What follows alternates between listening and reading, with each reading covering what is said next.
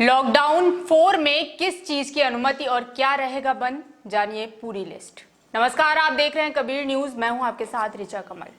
देश में लॉकडाउन एक बार फिर बढ़ा दिया गया है। केंद्रीय गृह मंत्रालय ने लॉकडाउन 4 का ऐलान कर दिया है। देश में अब 31 मई तक लॉकडाउन रहेगा। प्रधानमंत्री नरेंद्र मोदी ने 12 मई को अपने संबोधन में कहा था कि लॉकडाउन 4 नए रंग रूप वाला होगा।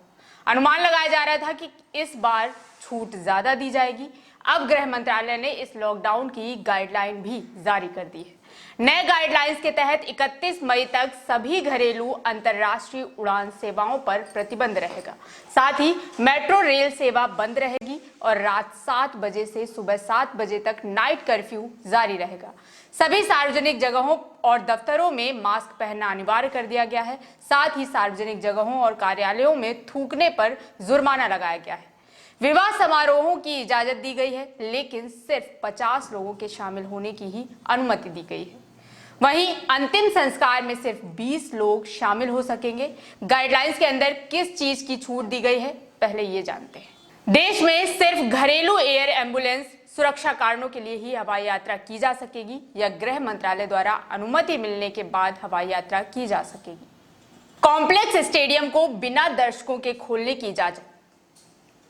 पैसेंजर गाड़ियां और बसों की आवाजाही को राज्यों के अंदर यानी इंटर स्टेट के लिए इजाजत, लेकिन ये राज्य अपने आधार पर ही तय करेंगे।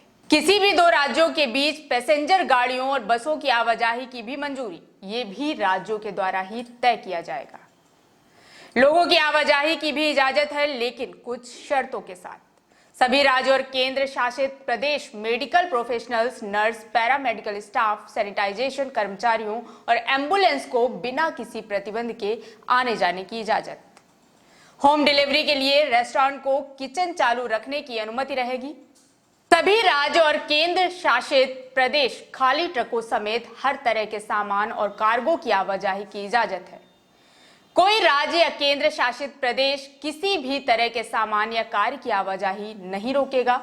लॉकडाउन 3 में लागू उद्योग, ऑफिस और दुकान पर 33% कर्मचारियों के साथ काम करने वाला नियम भी हटा लिया गया है। अब ये सारी संस्थाएं पूरी क्षमता के साथ काम कर सकते हैं, लेकिन इसके लिए हर राज्य अपने हिसाब से नए गाइडलाइंस जारी करेगा। गाइडलाइंस के अंदर किस चीज को बंद रखा गया है, आइए अब ये भी जानते हैं। मेट्रो रेल सेवा, घरेलू और इंटरनेशनल फ्लाइट्स, सिर्फ घरेलू मेडिकल सर्विस, घरेलू एयर एम्बुलेंस और गृह मंत्रालय से अनुमति प्राप्त सुरक्षा कारणों से यात्रा की इजाजत होगी। स्कूल, कॉलेजेस, शैक्षिक और प्रशिक्षण संस्थान, hotel, restaurant, cinema hall, park, swimming pool, gym, mall, theatre, bar बंद रहेंगे।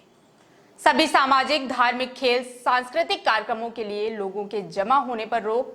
सभी धार्मिक जगहें और प्रार्थना करने की जगहें। नाइट कर्फ्यू, शाम 7 बजे से लेकर सुबह 7 बजे तक नाइट कर्फ्यू लागू रहेगा। आवश्यक गतिविधि के सिवा किसी शख्स की आवाजाही पर बैन रहेगा। लोकल अथॉरिटी इसको लेकर आदेश जारी करेंगे। उल्लंघन करने पर आईपीसी की धारा 144 के तहत कार्रवाई होगी। बच्चे, बुजुर्ग और गर्भवती महिलाएं के लिए हिदायत। 65 साल से अधिक उम्र के व्यक्ति, किसी बीमारी से ग्रस्त व्यक्ति, गर्भवती महिलाएं और 10 वर्ष से कम उम्र के बच्चे 31 मई तक घर पर रहेंगे। केवल आवश्यक और स्वास्थ्य कारणों के लिए ही बाहर निकले। आगे की गाइडलाइंस राज्य और जिला स्तर पर बनाने की इजाजत। राज्य सरकारों को यह अधिकार दिया गया है कि वे अपने राज्य के हिसाब से गाइडलाइंस बना सकते हैं। गृह मंत्रालय द्वारा जारी गाइडलाइंस के अलावा और क्या चीज राज्य में खुल सकती है, क्या नहीं, इसका फैसला राज्य स्तर पर ही किया जा सकता है।